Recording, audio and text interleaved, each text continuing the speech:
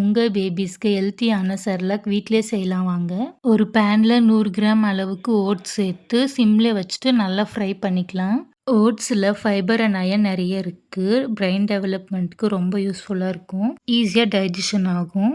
Oats வேற பிளேட்ல மாத்திட்டு மக்கான ஆட் பண்ணிக்கலாம். மக்கானால நிறைய புரோட்டீன், கால்சியம் இருக்கு. பேபி வெயிட் கெயினுக்கு ரொம்ப யூஸ்ஃபுல்லா இருக்கும். குழந்தைங்களுக்கு வெளியே விற்கிற செர்லாக் வாங்கி கொடுக்கறதுக்கு பதிலாக நம்மளே வீட்டில் ஃப்ரெஷ்ஷாக பண்ணி கொடுக்கலாம். இப்போ பொட்டுக்கடலை 100 கிராம் அளவுக்கு சேர்த்துட்டு நல்லா ஃப்ரை பண்ணிக்கிறேன். கொஞ்சம் விட்டால் கருகிடும். ஸோ சிம்லே வச்சுட்டு நல்லா ஃப்ரை பண்ணிக்கிட்டே இருங்க. பொட்டுக்கடலையில் கூட நிறைய புரோட்டீன் இருக்குது. அதுக்கப்புறம் அவல் சேர்த்துக்கிறேன். நான் எல்லாமே 100 கிராமுக்கும் கொஞ்சம் கம்மியாகவே எடுத்திருக்கேன். எல்லாம் சேர்த்து ஒன்றா அரைக்கும் போது கொஞ்சம் நிறையவே கிடைக்கும். இது 3 மந்த்ஸ் வரைக்கும் கூட ஸ்டோர் பண்ணிக்கலாம். லாஸ்ட்டாக மிக்ஸ்டு ட்ரை ஃப்ரூட்ஸ் பாதாம், கேஷ்யூ, வால்நட் எடுத்துக்கிறேன். இதுவுமே ஃப்ரை பண்ணிவிட்டு ஆற வச்சு மிக்சர் ஜாரில் போட்டு பிளெண்ட் பண்ணிக்கலாம். ரொம்ப நைஸாக அரைக்காமல் கொஞ்சம் கொரப்பாகவே அரைச்சிக்கலாம். ட்ராவல் டைம்லலாம் இந்த மாதிரி பண்ணி வச்சுக்கிட்டா ரொம்ப யூஸ்ஃபுல்லாக இருக்கும். நம்ம நிறைய குவான்டிட்டி அரைக்காமல் அப்பப்போ ஃப்ரெஷ்ஷாகவே அரைச்சி வச்சுக்கலாம். இது நம்ம 6 மந்த் பேபிஸ்லேருந்தே கொடுக்கலாம். கஞ்சி மாதிரி காய்ச்சி கொடுக்கலாம். அப்படி இல்லைன்னா பாலில் கலந்து கொடுக்கலாம். இல்லை ராகி கஞ்சியில் கூட கலந்து கொடுக்கலாம். அப்படி இல்லைன்னா தனியாக கூட ஹாட் வாட்டர் மிக்ஸ் பண்ணி அப்படியே ஃபீட் பண்ணலாம்.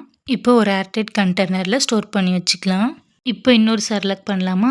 இதை பண்ணுறதுக்கு 1 டம்ளர் அரிசி, 1 டம்ளர் பாசிப்பருப்பு, கொஞ்சம் துவரம்பருப்பு நல்லா 2-3 டைம்ஸ் வாஷ் பண்ணிவிட்டு ஒரு 1/4 மணி நேரம் ஊற வச்சுக்கலாம்.